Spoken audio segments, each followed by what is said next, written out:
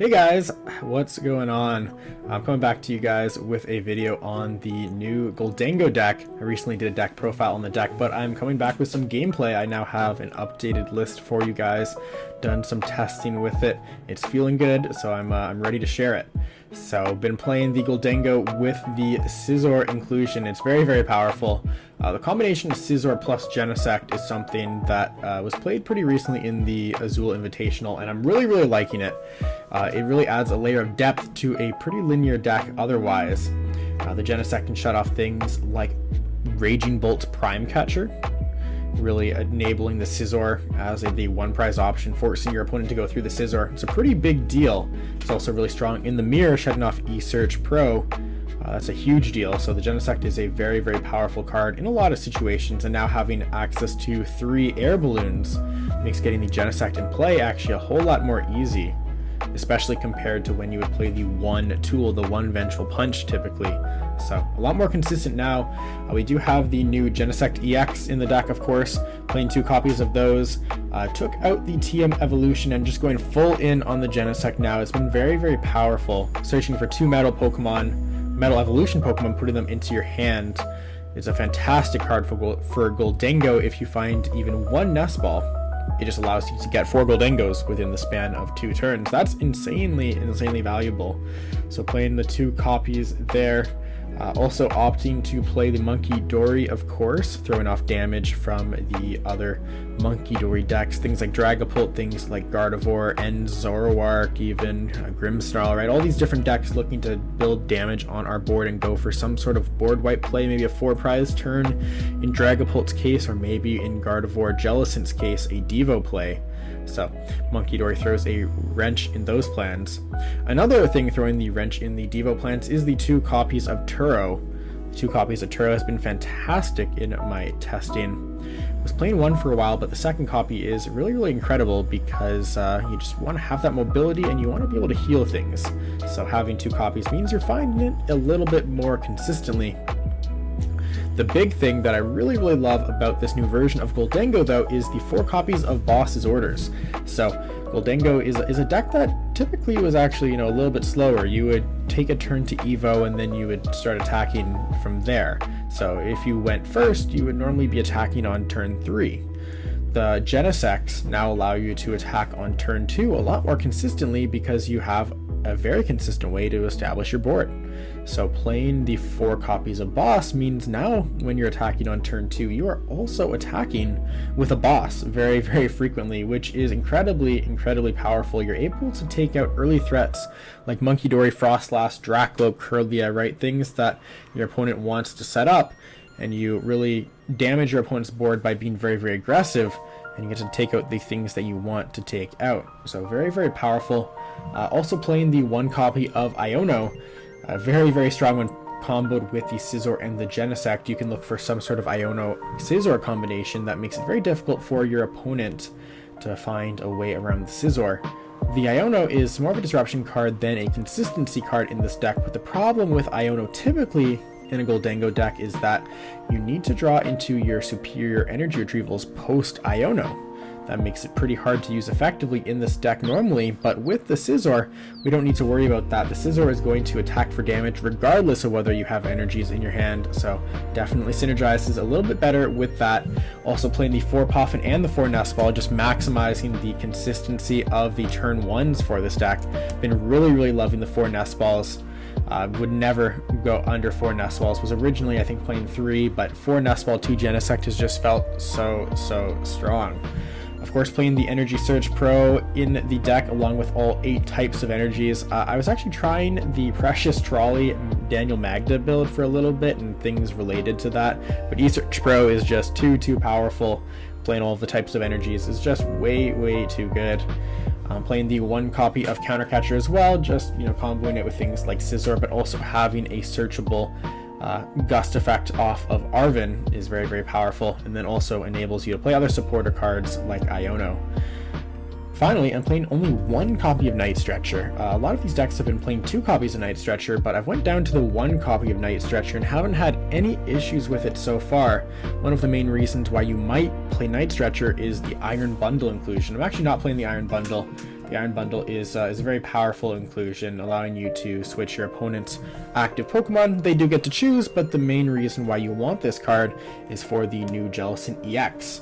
So, if you were to play the Iron Bundle, I would recommend going back up to 2 Night Stretchers, but cutting down to 1 Night Stretcher allows you to play 12 energies, which I have found is just fantastic. It allows you to get that turn 2 knockout a lot more consistently. You just have an extra energy laying around, and extra energies are pretty good when you need energies to discard from your hand, especially if you're wanting to do it without searching for them with eSearch Pro, because you want to play boss's orders as soon as you can. Now, without Iron Bundle, the Jellicent Guardian matchup does get a little bit trickier, but you are playing the 2 copies of Turo for some mobility there, and the Scizor. And the Scizor is very powerful into Frillish specifically. It allows you to just consistently take KOs, so I don't think the matchup is too bad, but further testing will need to be conducted against really solid Jellicent Guardian players to determine if this card is maybe worth the inclusion. Lastly, I am playing the 1 copy of Levencia. The 1 copy of Levencia has been pretty good so far. Levencia just enables you to grab back your 2 copies of Lightning Energies. This is very useful when you're playing against decks with Bidoof or Frillish, because you can just infinitely grab energies back to continue using Make It Rain. Now, I'm not convinced that you need the Levencia necessarily, but it essentially is just an energy retrieval with a little bit of upside because it is a stadium. You can play it under item lock, and you know, it might stick, right? If it sticks, you just get to use Levencia every turn, and there's a lot of decks in the format that just don't play stadium bumps. Things like Dragapult, Dusknoir that typically play 0 to 1, and then decks like even like straight Dragapult normally playing 1 Jamming Tower.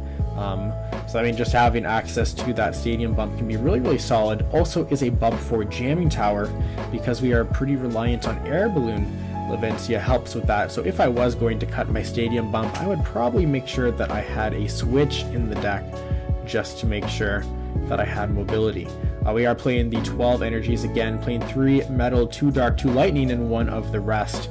Something that I have thought about actually is trying to go up to maybe even 4 metals or 2 earthen vessels, just to increase the odds of getting that turn 2 Gholdengo attack.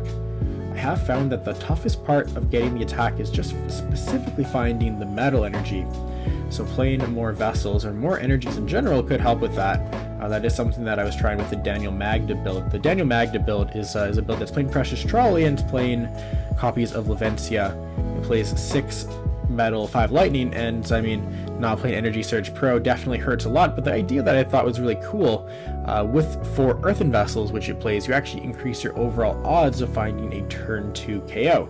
So your ability to reach for high numbers like 350 early in the game is a little bit dwindling, but your ability to take early aggressive KOs on small things goes up through the roof. So it's very cool. If you haven't taken a look at it, definitely check it out. It is from the Azul Invitational Tournament. I will put a link to that deck in the description as well. But I got 2 games for you guys, and I hope you guys enjoy. If there's anything that you guys think I should include in the deck that I don't have in there, feel free to let me know in the comments too, and enjoy the video. Alright, we're hopping into a game here. Playing the Gholdengo with the Scizor. Let's see how it goes. Really enjoying this this version of it. Try the Rev Room. I posted that video on the Rev Room a little bit earlier. It wasn't as good as I thought it was. I mean, it's good if you get an energy off the Iono, but it's kind of hard to actually get the energy off the Iono rather, just given that, I mean, you're going to be taking out most of your energies throughout the game with Energy Search Pro and then playing from the discard pile. So it looks like we are going second here. So I have a choice between the Gimmighoul and the Scyther. I'm actually going to start with the Scyther here. I'm not really too sure what my opponent's playing. It could be something to just take out my Gimmighoul here. And I'd like to make sure that my Gimmighouls are safe on the bench here. I will bench it just in case it's Poison Donk though. You never know. The Scyther actually has free retreat, so it's a pretty big deal. And yeah, my opponent flips over a Terrapico, so I'm pretty happy with my decision. Could be something like Terrabox where they have that Wellspring, so having the Scyther up it keeps my Gholdengo safe. I mean, the Scizor actually is pretty good as a way to like throw off their prize trade. So maybe it's not actually that good, but I'm okay with the decision overall. It looks like it's some sort of Terrabox deck. It's got the Briar in there, it's got the Clefairy in there. seeing the Briar hit the discard is actually pretty good for me. The Briar Trap Ghost can be pretty scary in this matchup. Even if they just take one prize and I go 2-2-2, they can fix their prize trade with the Briar. So seeing that hit the discard pile, definitely good for me if my opponent's not playing Wellspring. Also have to be worried about something like Pikachu EX. Okay, it looks like it's Eevee Box. Yeah, I guess that does also add up. So we got the full board here turn 1. Did they grab a Noctowl fan call? They didn't. But I mean, we can generally assume that they have a fan call, or they have a Noctowl in hand if they didn't fan call for one, or maybe they have like an Ultra Ball, but it's probably actually just a Noctowl.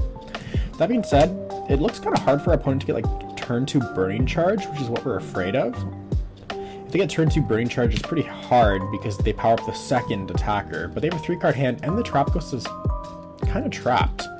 So I actually might retreat into this Gimmighoul and just keep my Scizor safe, because the Scizor is what throws off the prize trade here.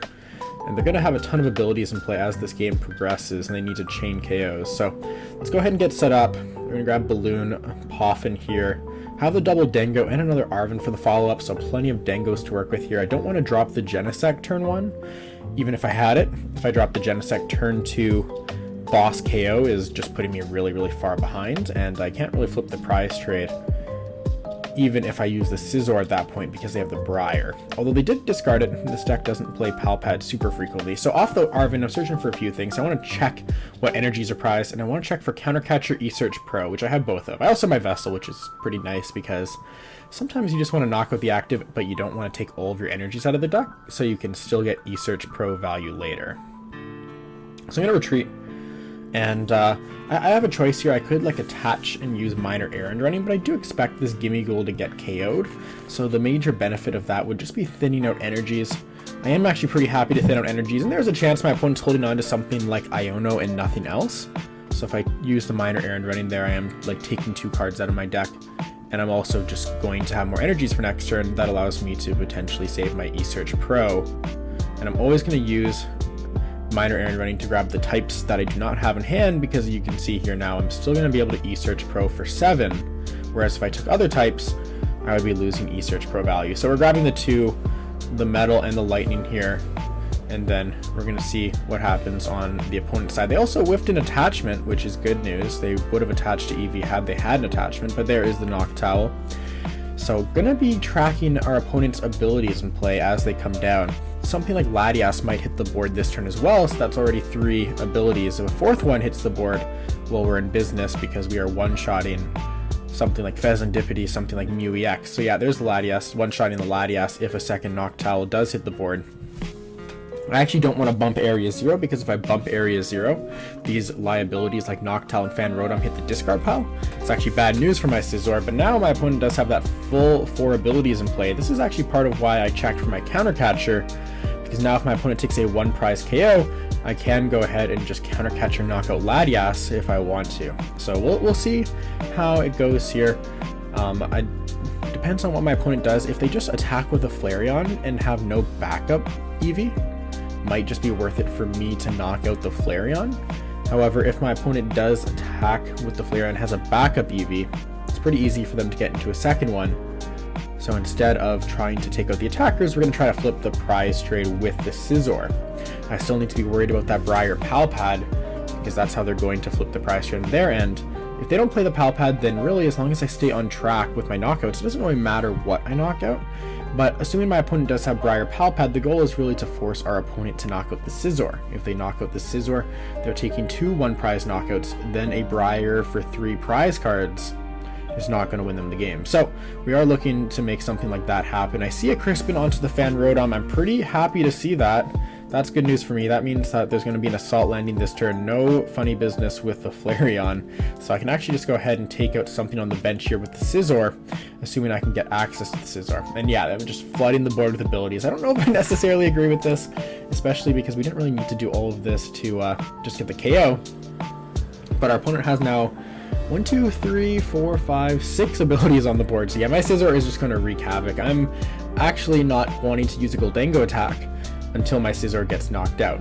So we are going to look to get into the Scizor this turn. I need to find a out to Scizor or the counter catcher, and then I can Arven for the Nest Ball for the Genesect to get that going. But ideally, I would like to just get into the Scizor without the Genesect, because I have the full board here with the Dengos if that is the case, although it is pretty unlikely. So I'm promoting the Gimmighoul because I can coin bonus for 2 and then can retreat into a different Pokemon and then coin bonus for 2 with a different one, or I could look to retreat into the Scyther. Okay, so now in my position here, don't really have a ton going on for me just yet here.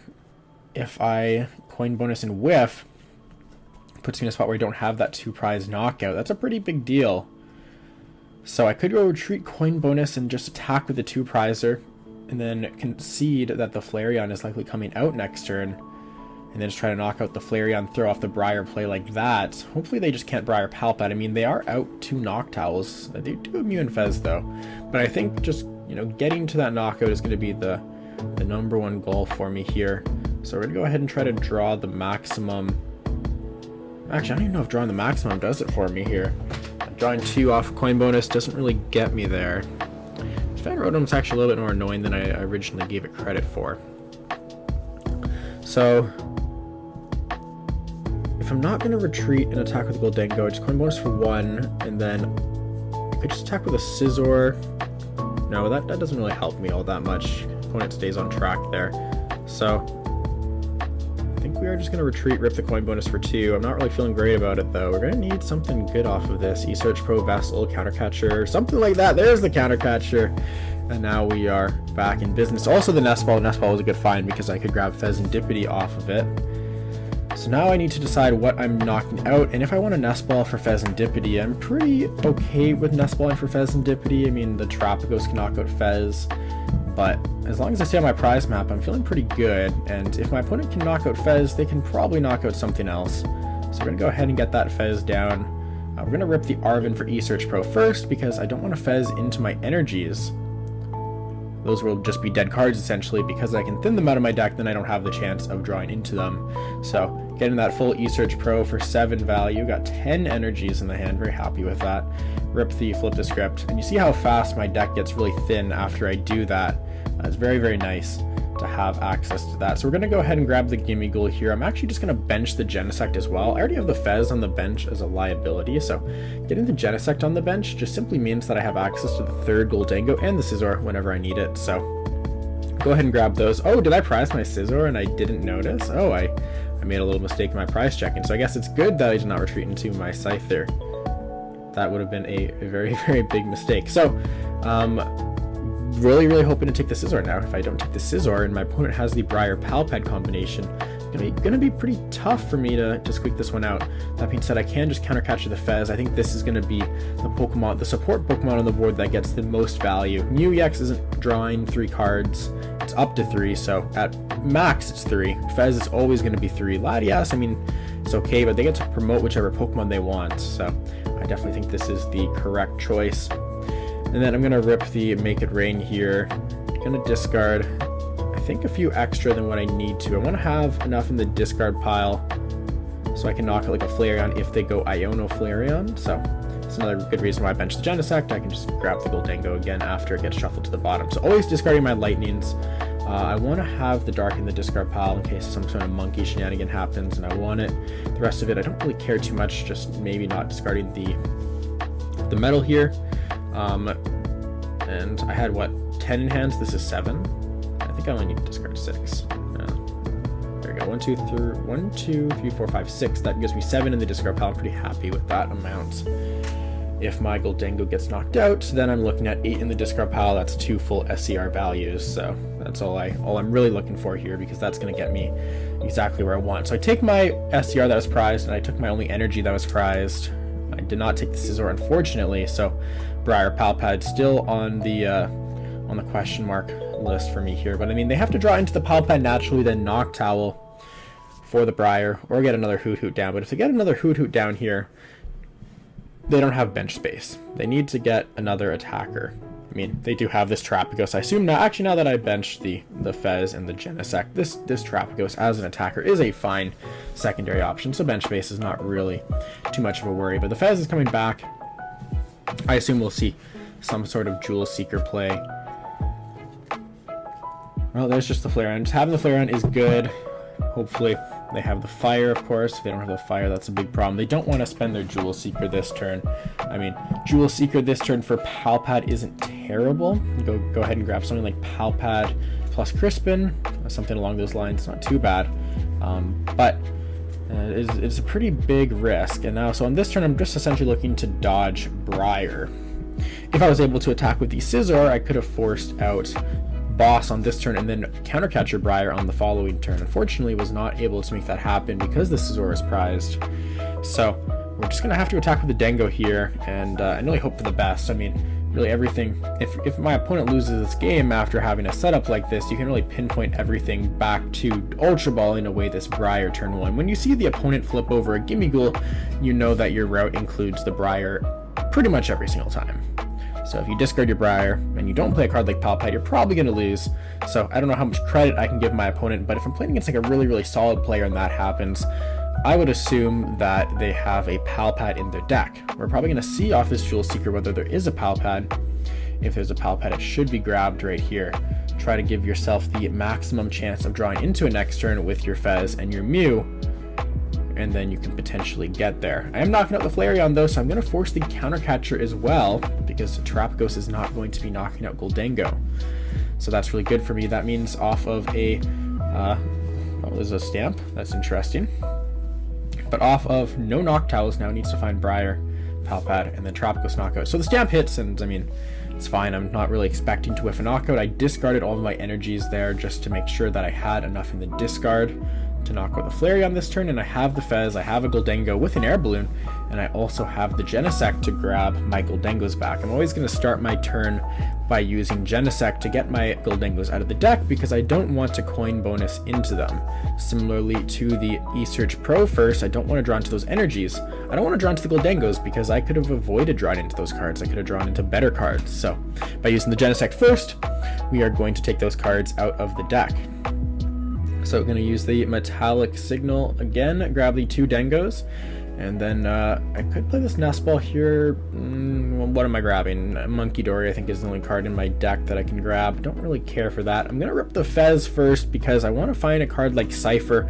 If I coin bonus for 2 and find Cypher, I can use Fez after, but Fez is actually going to let me see more cards that could potentially be Cypher before using my coin bonus to then secure the cards off of Cypher. So I can use Fez, hit the second SCR, so that is the knockout right there. All I really needed to see that turn. And then coin bonus number 2. We now got a party, we got 3 SCRs in hand, and we're just going to continue to draw. We always want to have that Gholdengo on the bench with the Air Balloon because every time we promote it, we just get another free card. Now I can actually play this Buddy Poffin and just go ahead and... Oh, I thought I had a Gimmighoul. Is that all 4? That was a bit of a mistake, actually. I might... maybe I wanted to thin the card, maybe I didn't. Well, we'll find out, but actually I have this Night Stretcher that's going to be for a Gimmighoul there. Getting down the Gimmighoul because no matter what, even if I get hand disrupted, I am going to have that Genesect to grab the Gholdengo again. So the Genesect gets some residual value there. Let's fire off our SERs though, our Superior Energy Retrievals. I don't really have any need for these Nest Balls, so this is my initial thought, but I'm just thinking if I want to like thin any of these cards. But I mean, my hand's actually pretty good, so I don't really think there's a good argument to thinning out any cards. We're just going to go ahead and SCR for 4. That leaves us with 5 total. Have that there, and then we need to SCR, and then we need to get 2 more. Could just go ahead and SCR away some energies if I don't want this boss. My opponent could just like attack with a 1-prizer though, right? Like Fan Rotom kill Scyther forces me to have boss, so I do think I want to keep a boss around. Although, maybe not. I have all 4 bosses in my, or all 3 of my other bosses in my deck, so I might not really need this boss. So let's go first and just Night Stretcher for the Gimmighoul. Put that on the bench there first. Then SCR number 2. I think I'm just gonna ditch 2 energy cards, just get 4 more. It gives me the 6 total that I need for the KO. I think I want all these cards. I want to keep the Air Balloon just in case some sort of weird trapping on my Genesect play happens while they try to go for the Briar. And I'm not really concerned about finding energies they have a Mew EX on the bench, which is a pretty easy target to close the game. And if I find the Scizor off the prizes, which is a 50-50, Scizor is also just going to knock out everything in sight of my opponent. So just rip the SCR, get the full 6, and then we're going to use Make It Rain. No reason for me to attach the air balloon there either. I have the air balloon on the bench Dango, and I want that air balloon potentially for something like the Genesect. Alright, so we are essentially just looking to dodge Briar Palpad here. I do find the Scizor, so I'm happy to see that. I have game in hand now, and it's pretty much impossible to get me to whiff game. Even if you did hit me with an Iono to 2, it's pretty simple for me to put the pieces together with all of the different draw I have on board. I actually have draw 7 on board, and with the Genesect, I also have draw 8 if this Gimme Ghoul doesn't get KO'd. Assuming this Gholdengo gets KO'd, but maybe something like Fan Rotom kills the Scyther. Then I have 3 coin bonuses will net me 5 cards total, plus the Fez for 3, and then draw for turn is 9 cards total, and then Iono to 2. So I'm actually going to see 11 of my 19 cards if I get Iono'd. I do believe there is 1 SCR in the deck though, so only 1 SCR. I mean, it could get a little weird, right? I could just bottom deck the SCR, so might actually opt to shuffle the deck with the Genesect before doing any draws, just to give me a shuffled deck that now includes this SCR and this boss. This Genesect having the option to shuffle the deck is actually really, really important, because without this option, like, you kind of just have to draw cards no matter what was in your previous hand. If you drew all 4 SCRs and you don't have a way to shuffle your deck, you're not drawing any SCRs. But with the Genesect, you now have the option. It's actually very powerful because you get the choice. You can either leave your deck as it is, or you can shuffle the deck. So very, very powerful here. Additionally, something like Angelite, I mean, this Eevee is getting benched this turn. It could just evolve this turn. Something like Angelite to shuffle Gholdengos off the board could have been threatening here, but the Genesect fixes all of those issues because I can simply just grab another Gholdengo. And I believe that Sylveon is weak to metal, so discarding 3 is just 1 SCR away. So feeling pretty good at this point. Haven't seen any of these combo pieces that my opponent needs. Discarding the Jamming Tower is actually interesting. I would have actually liked to see that Jamming Tower come down for my opponent this turn. Alright, so there's the boss. I mean, I'm happy to see the boss, of course. I just have game in hand. So at this point, I mean, the A-Spec Unfair Stamp, however irregular it is gone. And then, yeah, the Jamming Tower is discarded. So if we had kept the Jamming Tower, we could have discarded a bunch of abilities from play. I don't know if it was enough. What do we have? 1, 2, 3, 4, 5, 6, 7, 8. We have 8, so I guess discarding 3 is not enough, but you could have still discarded Mew EX, and that way you forced me to discard an extra energy. That being said, I do just have the Scyther with the Scizor in hand, so that is going to be it. So yeah, again, the opponent just discarding that Briar on turn 1 is really the difference between victory and defeat. Maybe could have still snuck it out if the Scizor wasn't prized, but with the Scizor prize, made it pretty tough if my opponent did have Briar. But yeah, we do end up getting there. Alright, so we are hopping into our second game here. And see how it goes. First game went pretty well. Hoping to keep it up. I've really been enjoying this Gholdengo deck. It just feels so powerful. I think it has a good Gardevoir matchup, and it's definitely like a lot of room for skill expression with this version of Gholdengo compared to other versions of Gholdengo, in my professional opinion. The different drawing options, your ability to shuffle the deck, definitely makes it pretty dynamic, a lot more dynamic than people give it credit for, especially with that Scizor and the Ace Nullifier Genesect. So, feel pretty good. Let's see how it goes here. Opponent's got the Petulant sleeves here. Alright, so my opponent's got a monkey. Could be a few different things. It could be a deck with Badoo. That's probably the scariest thing because, I mean, I just don't have a way to get into Gholdengo until I can play Arven next turn. So, nothing I can do except play the Poffin right now. Looks like I prized the Scizor again. Not really getting the best Scizor value here, but have the rest of the guys in there. E-Search Pro is in hand. It looks like I got all 8 types. I got all of my energies, actually. That's pretty cool. Countercatcher is in there. Turo. Got all 4 Boss. I wanted to see how many air balloons I have. I have all 3 air balloons. All 4 SCRs. Looks like I prized, what, 2 Poffins? Yeah, 2 Poffins there as well. And then I have one Dango prized? Yeah, one Dango, one Scizor, two Poffin, and I don't know, something else. So, got the 3 gimme goals here. Not going to bench the Scyther because the Scizor is prized. Could be up against something like Guardy. Guardy actually has the Lily's Clefairy and Full Moon Rondo. While it's not normally used in a ton of matchups, it's actually pretty good against Gholdengo, especially if I bench to 4 Pokemon, because Full Moon Rondo will then do 200, assuming they have a full bench of 5. With double Adrenaline, that knocks out a Gholdengo, so I do want to be a little bit more careful with the Scyther and just bench management in general. That being said, I see a Petrol for Secret Box. That kind of feels like a Garchomp. I feel like that deck is one of the main Petrol for Secret Box enjoyers. Like, there's not a ton of decks that would play that, although I see a pretty weird discard. I see Candy Bear, so I mean some sort of stage 2 deck, maybe like a Pidgeot kind of deck. Some sort of like Pidgeot box. And I see no supporter card grabbed off of the Secret Box. To me, that indicates that there's probably like a research in hand. Otherwise, like, you might as well grab the supporter card. And so yeah, we do see the Badoo coming out actually. Interestingly enough, the Badoo is very strong in this matchup. This is one of the main reasons why Grimmsnarl could play a Badoo, is just simply to slow down the Gholdengo. It's a lot stronger once you get the Frostlass in play, but the Artisan comes down for me, so I do have access to Monkey when I want it. That being said, nothing I can really do for this turn except rip the Cypher. Cypher's going to be for, I think, just Gholdengo Metal. And then I can draw into... Actually, I go Gholdengo, and then I draw the Gholdengo, coin bonus into the second Gholdengo, and then I can, like, Cypher Maniac from there for energies. I guess the downside is that I need 2 energies. So I think we're just gonna go... yeah, I think it's just Gholdengo. I guess I could like go Genesect, but then I shuffle the deck. But then if I do that, then I bench Genesect, I can do it with the active, but then I have a Genesect on my board. My opponent's not really gonna make Frostlass super consistently unless they TM Evo into it. So I think that I'm just gonna go double Dingo.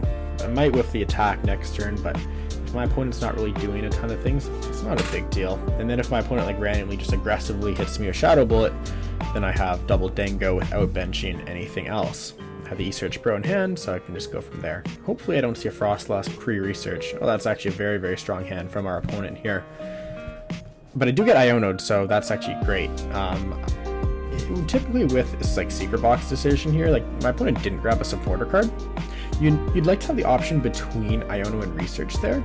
So like if I just did nothing, right, I went draw pass because I was getting item locked, you'd actually want to have a Research and an Iono in hand. So I would have actually liked to see my opponent have grabbed a Research there, so that way they had the choice. And I mean, they probably still would have played the Iono in this situation, but having that option is pretty powerful. So, I want to find a Metal Energy, essentially. If I find a Metal Energy, then I just kill the Frostlass, and killing the Frostlass is really the name of the game here. So, I'm just going to evolve into the Gholdengo, start drawing. I want to stagger my Gholdengos to an extent here. So I'm going to look to get 2 Gholdengos out, and that's about it. Because if I get more than 2 Gholdengos out, they're going to take a ton of Frostlass damage. My opponent, however, has limited their board to, like, single Monkey, so I could just, like, continuously chase this Monkey. And my opponent can't really make like a ton of progress. It's maybe not worth drawing this one card actually. So I think I'm just gonna pass actually. I could use a supporter card like Arven, but I don't want to shuffle my deck because my previous hand is like pretty bad if I continue to get Badooed here, right? Like there was like 6 cards that are not Metal Energy and not any energy, and essentially all I really care about is energy cards here. So instead we're just gonna pass. I don't really think that there's a ton of pressure on me, and my opponent has really screwed up their board, so there's not really like that much pressure. Like, I mean, the opponent just can't really do that much. I mean, they can do like a little bit, but like this is not a super substantial amount of damage that I need to be worried about here. And if I actually just continue going after monkeys, my opponent can't really do too much. So we're just gonna go ahead and coin bonus again. If I whiff for like another 2 or 3 turns, it could get a little bit annoying here. So now after a second whiff, it does start to make me wonder if I go in, but I think I'm okay to hold off on another turn. I guess I could have, you know what I could have done is I could have went like Arvin for Air Balloon, retreat, minor errand running, and just like get energies out of the deck. And then on the following turn, I just go boss kill. That actually seems like I should have done that last turn, because if I did that, I would just be getting the knockout this turn, not having to worry about drawing into like one of 3 metals. My odds of drawing into an individual metal are not super high. Yeah, I think I'm actually down for this. Let's do it. So it's a turn too late, actually. I should have done it last turn, but I mean, better now than never. Opponent could Iono me, but I think like grabbing E-Search is still... I don't know, let's grab Vessel, because I mean, I think I have another Arvin, so I can just Arvin for E-Search if I lose the item lock, but the Vessel gives me like a little bit of agency to just like play boss later. And then, yeah, we can go ahead and grab 2 energies off the minor errand running. Interesting decision for me here is whether I grab a dark energy or not, because I'm going to grab a metal for sure, but I could just choose to grab a dark energy. Just to use it to get onto Monkey later, but then I also need to like draw into more energy cards. I could just play it slow though. I don't really want to knock with the Badoo, because if I knock with the Badoo, it opens up like a second Monkey for my opponent's board too. So I think I'll grab a different type and just draw into the dark energy later. Like I'll just grab the lightning, because that's the type that I want to be discarding here. And then now I have the knockout on the Frostlass, and then if I draw into an additional energy, I'll probably just knock out the Monkey. So, I mean, a little scary, I guess, but I mean, my opponent just can't really make too much progress with only 1 Monkey on their board here. I see another Petrol hit the board, so we'll see how that goes. Grabbing a Spike Myth, probably a pretty good find here. See the Grimmsnarl come out. Makes sense. Don't know if we're going to see an attack happen this turn. We could see an attack happen this turn, just take 2 prize cards. I don't hate that. So one of the good things that you would like to do, I guess you can't take 2. One of the things that you'd like to do is essentially just divert attention away from your Grimmsnarl, or away from your Monkey and Frostlass by using Grimmsnarl. So like, if I avoid the Grimmsnarl, then it's just going to continue hitting me, is essentially the idea here. That being said, I think I'm okay to just go after the Monkey here. They could go Shadow Bullet, take 3, but I could just like evolve this one. I don't hate evolving this one. Yeah, just attack with this one, right? I don't even have Air Balloon. I have to attack with this one. Yeah, that's fine. So yeah, we're just gonna go after the Monkey. I need to find energy to do it. So coin bonus for 2. Hopefully finds me an energy. If not, just go after the Frostlass, which isn't terrible, but I would prefer to go after the Monkey. Alright, so no energy there. The Spike Myth bumped the Artisan, so I don't know if I'll have another opportunity to grab the Monkey if I get Iono'd later. So I'm gonna bench the Monkey here, and then I'm just gonna bring up the Frostlass. Nice thing about doing this as well, I've evolved this Gholdengo, which is like, I guess kind of scary for Devo purposes, but my opponent loses the ability to Shadow Bullet, knockout Gimme Ghoul, or like Gholdengo Gimme Ghoul to get really ahead on the prize trade. So this puts them in a little bit of an awkward position, and if they like try to Badoo again, I have this Monkey here. This Monkey can knock out the Badoo, and I can take another prize card. So it gets pretty annoying, and actually because my Gholdengo has enough HP to survive a Shadow Bullet plus Adrenabrain, I am just going to be spared the Monkey attachment at some point. That's going to get me a free prize card, which helps me fix my prize map here. I mean, the prize map isn't like super important in this matchup. It's more so just about threat elimination. We want to be taking out Frostlasses and Monkeys in the early game, and then just like finish the game on Grimmsnarls. But in this case here, I mean, my opponent made double Grimmsnarl, and it looks like they're just going to start punching. I don't even know if they have another supporter card. They retreated first, so it kind of tells me that they don't have a supporter card. I mean, retreating is an action you can do at any point in the turn, so as long as it doesn't impact any other decisions, you should always do it as your last action here. So we do see the counter catcher come out. Shadow Bullet's going to hit. This is perfectly fine because, like I said, we just have Arvin for E-Search Pro, and then we also get the Monkey involved here. Grabbing the Vessel is nice from earlier too, because now I have Vessel plus E-Search Pro, which is enough for me to get the knockout. So, just like last game, we wanted Arvin first, take out all of those energies, making sure I'm not drawing into them. So we're going to go Arvin for E-Search Pro Balloon. I just want to double check my energies. I probably have no energy, so I think it's 7 because I have the water. Yeah, so 7. And then we can go ahead and Vessel for the other energy card. Oh, other 2 actually. Yeah, if I got the full amount, nothing is prized. So yeah, we're just going to go ahead and discard the Genesect. Don't really feel like I want that. And then we just go ahead and attach to the monkey. Actually, I should be doing my coin bonuses. Same thing with like retreating. Like you can attach later in the turn, so there's no reason for you to do it as your first action. And then I'll go ahead and evolve into this Gholdengo. Coin bonus for 1. Probably like a slight inaccuracy as well here. I probably just should have promoted this one and then went coin bonus for 2 air balloon retreat, because I actually want this air balloon here anyways in case my opponent tries to go counter catcher and then just traps it with like an Iono. So I'm going to put the air balloon there. We're going to move some damage counters onto the active. Now it only needs 6 energies to get the KO. I'm going to start to thin out some cards here as well. I don't need this. I don't need 3 nest balls. I'm going to hold on to like, do I have any in deck? I have a nest ball in deck. I'm going to hold on to 1 in hand and then just leave the other one. Actually, I don't even really think I need this one. I'm just going to get rid of all of them, because if I get Iono'd, these nest balls are going to the bottom and my Fez goes to the bottom. So the only nest ball I could realistically find is this one. I do have double SCR in hand though, so like I might opt to like if I draw to Genesect, I could shuffle the deck. Or actually, you know, I can shuffle the deck with Spike Myth, but I don't really want to bench Genesect just because it's like a pretty big liability. So the Spike Myth actually is nice because it replicates that idea of being able to use shuffle for free. So I'm discarding 6 here. I'm going to discard the fire. 1, 2, 3, 4, 5, 6. Yeah. So keep the dark, because the dark gets me monkey dark. If my monkey gets KO'd, I can just stretch her for it without even using SCR, and keeping the metal because some weird item lock shenanigans. Maybe I want to go into the Scizor if I take the Scizor off my prizes, you know, a few turns down the road. I'm not really worried about item lock shenanigans just because I have this this monkey. Although now I think about it, I think I was just supposed to knock out the Bidoof with the Adrenabrain last turn. Yeah, that was actually my original plan and I totally forgot. So that's a little bit awkward. I'm gonna get Itchy Paw into it. I'm not like super worried about it, but I mean, could have probably put myself in a better situation here. Oh no, we're just getting attacked. Okay. So have the 7 in the discard. That's enough for me to knock out the active, even if I move damage onto the Bidoof. So just find a second SCR and I win the game.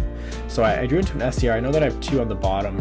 Well, Cypher wins me the game, but if I didn't draw the Cypher, Spike Myth shuffle the deck before I do my draws. But yeah, Cypher will just win me the game. So let's just go ahead and play the Cypher and just grab an SCR.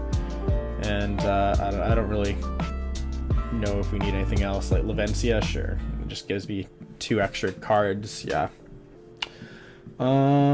Just making sure I have enough discard targets. I can just use the Lavencia for discard targets for the first SCR. Yeah, that works. Lavencia is kind of nice. It's like a +1 card essentially if I need extra discard targets here too. So yeah, just go ahead and drop that. Genesect is also a card I could have grabbed just to grab 2 more cards, so that part's kind of nice. And then yeah, just Lavencia. Don't even need this other coin bonus here actually.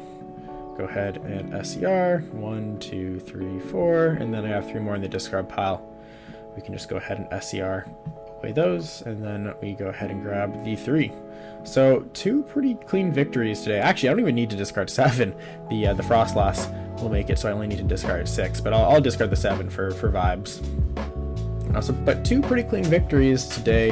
Definitely showcases the power of Gholdengo. I mean, the deck is really just flowing, right? You play the game almost every time, and you play it to a pretty high level.